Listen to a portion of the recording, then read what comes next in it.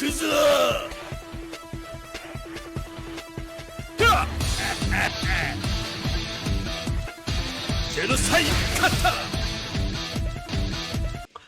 up, everybody? Welcome back. This is Forgo, and today we're going to rank the Immortal Dungeons from easiest to the most difficult. And there's lots of different ways you can rank this. You rank it by how hard it is to get the max score, but that's really going to depend on what characters you have. So I'm actually taking into account that you probably don't have all of the collab characters or even the BS characters when I'm giving you this evaluation of the difficulty of all these immortal bosses, because a lot of people don't have those characters. Those of us that do, these dungeons might seem easier for us, but for a lot of other people, they won't be as easy. So my ranking is actually really dependent on how many collabs you actually need to do it, the mechanics of the boss, how difficult it is to fight the boss, how good is your survivability against him, the characters that we have available in the game at all times that we can use against the boss. So these are things I'm taking into account. So the easiest boss, in my opinion, is the Immortal Victor. And obviously, the Immortal Victor is just going to be easy because we don't need PG rate leaderships. That's one thing. So you can put any leadership as long as it synergizes and bumps up your other elemental characters. If you got green or purple or whatever. Well, actually, you don't want to use any purple because they'd have the type disadvantage. But as long as they're not purple, then you're going to have the advantage against Immortal Victor. And green does have the advantage. And guess who's a green and one of the most powerful characters in the game? I didn't mean to do that. It is our homeboy, Gnitz. Gnitz has bleed, which the boss is weak against. Gnitz, you get a 3 PG from the epic quest. So you're always going to be able to get that 3 PG. You can farm for it. You don't have to summon for it. And now we have Jeanette.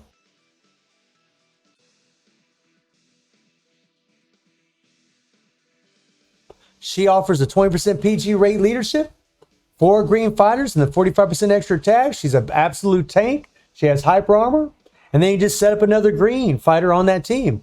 You can set up anybody. You can set up Lady Geese. You can set up Nakaru. If you have BS Orochi, you could obviously put him on the team. But a lot of people might not have him. You could put Ash. You could put Adelheid. There's a lot of characters that you can actually use. Quite an abundance of them that you can actually use. Shane would be awesome, although she's a collab. But you don't need collab characters is my point. You don't need collab characters to do this boss. In fact, all you need, and you might not even need this, is this card set right here, which is always available in the game. If you have 2 of these sets, and you have one set on one character from each team against Immortal Victor, you're going to be able to obtain PG, and you're going to be able to obtain it pretty damn fast. 50% chance for all active team members to obtain 2% power upon landing an active skill. So that in itself makes it easier to take on that boss. The mechanism against him, the PG mechanism against him, is just a lot easier to deal with because you don't have to worry about setting up a PG rate leadership, although it's still a good idea to do it. You can still just use those cards. And we have plenty of characters that can easily max out the score against Immortal Victor without using any collabs. So that's why I think he's the easiest. The second easiest to me is Immortal Knish. The reason I think Immortal Knish is the second easiest is because you don't need any color for it. You don't need purple, blue, red. There is no type advantage or disadvantage against Immortal Knish. But what you do need is darkness and explosion. I don't know why I keep doing that. So when it comes to darkness, there are 4 characters currently in the game that offer darkness. One of them is a collab, which is Delans. So if you don't have Delans, this will be a bit more difficult boss for sure. But I don't think you need him. Honestly, I used him, but I really don't think you need him. There's actually a lot of synergy with the other darkness characters and Dot Explosion.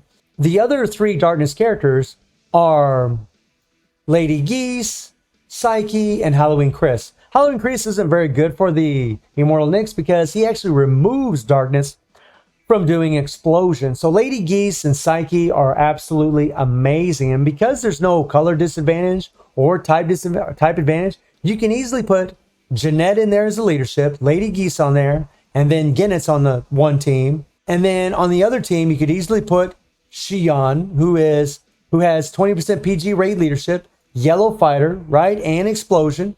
You could easily put Psyche with him, and then you could just put another yellow character like Pretty Zero, Orochiori, Terry on the team. So there's plenty of available characters that can actually do it because you don't have to worry about type advantage or disadvantage. And like I said, there's only one collab character that really would make a massive difference, but I don't think you really need him to get the max score.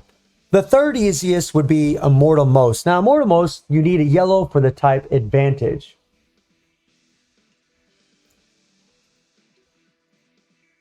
So these are going to be your go-to characters for the most part. Now, excluding collabs, which would be Rudy, Kami, and Undertaker, you're going to have all these other characters. Well, for Immortal Most, you need Shock and Explosion. Guess what? Xion has Shock and Explosion. Now, Eileen is amazing, and, I did use her in my run before, but I think you might be able to get away with not using her. For one, Immortal Most, another thing that makes him the third easiest, in my opinion, is there's CC involved. Whenever you're doing Explosion to the boss, you actually stun him. And when you're stunning him, you don't have to worry about your characters taking damage. You have a lot more survivability because of it, and so it enables you to use a lot more characters, a lot like gold border characters even, which is amazing. And you can easily put Xion on a team. You can have, Iori, and then another yellow fighter like maybe Terry or Pretty Z. And then for the second team, as long as you got Dot Explosion, which could be Chris here, and then just have two massive damage dealers that are not blue, you're probably going to do really, really well. Because I only use one collab, I was able to max out the score before, and you get the stuns from the explosion. I just think he's the third easiest because of that. The fourth easiest, and I know I'm saying easiest is actually getting more difficult as we go. The fourth easiest would be Immortal Typhon. Now, Immortal Typhon, I still have to do some runs against this guy, but purple has the advantage. And obviously, Eileen is going to be absolutely insane, a collab character. But in my run against Immortal Typhon, I did use one collab character, but I really don't think you need one. Immortal Typhon actually bumps up the attack on purple defensive fighters, and Freeze and Chill actually gives you a CC effect against the boss, similar to the CC effect from against Immortal Most whenever you're doing explosions. Against Immortal Typhon, whenever you're freezing, he actually kind of stuns a little bit. He kind of sits stationary while you're doing a lot of damage. So you can bring in low tier characters to get it done. And Hotaru would be absolutely amazing for this because she is a purple defensive. She does have the type advantage. Chris will be amazing because he has the PG rate leadership. Kula is amazing for the freeze. Ignis is amazing for the shock. Nameless is amazing because he has an amazing 3 PG. And even Kim might even prove to be really useful because she does have a long 5 PG. You might have to manually play it, but she is a defensive fighter. Vice, I wouldn't say so because she does grab skills. And even Vanessa here is really good because she does chill. Because I think maybe you might only need one collab. I don't even think you're going to need one collab. You probably could get the max score with the teams that are available in the game. And again, guys, Jeanette does freeze. And she has a PG rate leadership. And they're not going to have, she's a green, so a green team will not have the disadvantage against Immortal Typhon because only red have the type disadvantage. So once again, you could have a team with Jeanette with the freeze, you could have Guinness on the team, and then you could have another green fighter. And then the fifth easiest, or the second most difficult, would be Immortal Vulcan. Now, Immortal Vulcan is a real nightmare. You need blue to have the type advantage against that baby. And really, Shizuru, Summer Night Shizuru and Ryu are amazing leaderships for that thing. And obviously, Dellen and Rugal are going to be monsters in this. Kentoki's going to be a monster. And this is another reason why I say this is the second most difficult, or the fifth easiest, if you will, out of the 6. Because I had to use 3 collabs on that thing. That sucker is freaking hard. And you need poison and heal. Well, we have a great red team for it where you use Kay, Rachel, who we got for free. She is collab, but we did get for free if you were playing the game during the 7 Nights collab. And then you could just use Pretty Big for your first team and apply that poison. And then for the next team, you could use blue. I mean, you could use the Rock here, who has a great 3 PG. You could have Rio on the team. And honestly, now, Leona might be amazing for this thing. I don't know. I haven't been able to test her. Mature, who also has freeze. She is a blue who also has chill and freeze. And then we have Immortal Vulcan, who I think is the fifth easiest, or the second most difficult, because I had to use 3 collabs on that guy to get it done. And that alone makes it the most difficult. Plus, you can't stun him. There's no CC effect like there is with Immortal Typhon and Immortal Most. And green fighters do have a type disadvantage. So there goes Jeanette and there goes Ginnitz. And the fact that you need these powerful characters like this, a lot of characters that people, I mean, a lot of people didn't play during Gintama. They're not going to have Gintoki. A lot of people did not get Delin, or they weren't playing during the time of Delin. And a lot of people didn't get Rugal. 3 monstrous powerhouses for Immortal Vulcan. And a lot of people just won't have those characters. And that in itself, to me, just makes it one of the most difficult ones for everybody. Because you got one character here that does have a 3 PG.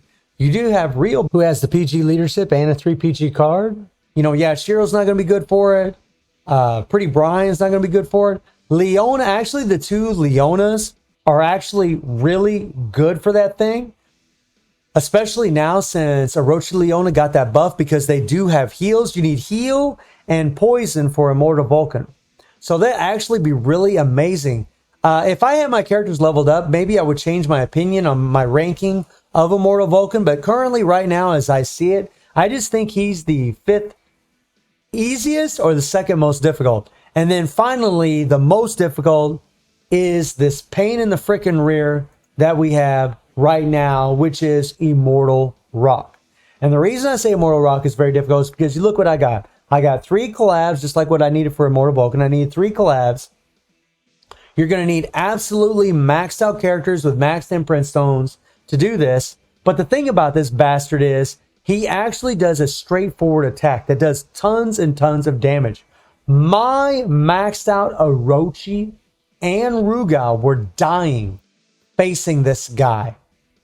That's right. They were dying facing him. He is just so difficult because of that. And yeah, I can max out the score, but even with these characters, the way they're built, the way they're all maxed out everything, it's still very difficult for me to get the maxed out score with them. And red fighters do have the advantage, and that's another thing about this thing. You know, we have a great red team for the first team, and Kay, Shane, and then you could have Mr. Karate. But for the next red team, pick up my red here. This is what we have. And honestly, these characters have no 3 PGs. Kyo is really good for it.